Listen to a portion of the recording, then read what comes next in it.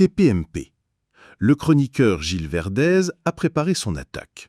Le regard malicieux, la question qui se veut assassine, il pense tenir le jeune loup du Rassemblement national, le coincer sur ses contradictions. Le piège est tendu, c'est mignon. Vous avez donné des cours de français à des étrangers qui voulaient s'intégrer. Je sais pas.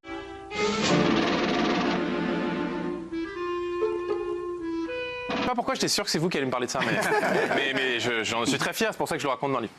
Mais Bardella ne panique pas, au contraire, il sourit. Il prend la question, la retourne avec une facilité déconcertante et s'en sert pour dérouler son propre discours. C'est l'art du judo politique, utiliser la force de l'adversaire pour le mettre au tapis. Verdez est KO debout. Ouais. Comment ça se fait?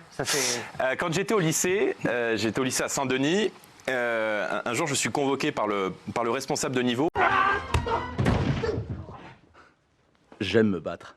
Et il me dit on a une association qui se charge de donner des cours de français à des travailleurs étrangers, donc des gens qui travaillent dans le bâtiment, dans la restauration, et qui viennent le soir au lycée apprendre les rudiments et les bases de la langue française.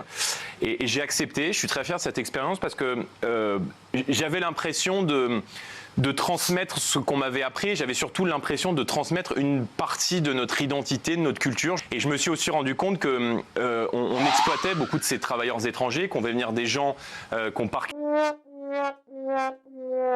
dans des bâtiments insalubres, chez des marchands de sommeil qui étaient 10-15 par bâtiment, qui ne maîtrisaient pas un seul mot de français. Et je pense qu'en fait, l'immigration est un drame pour tout le monde.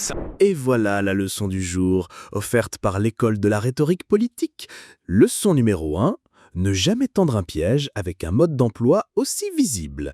Leçon numéro 2, le meilleur contre n'est pas de répondre à la question, mais de répondre à l'intention. Le résultat, un chaos technique et un chroniqueur qui cherche encore ses mots. C'était La Loupe politique. On se retrouve au prochain piège.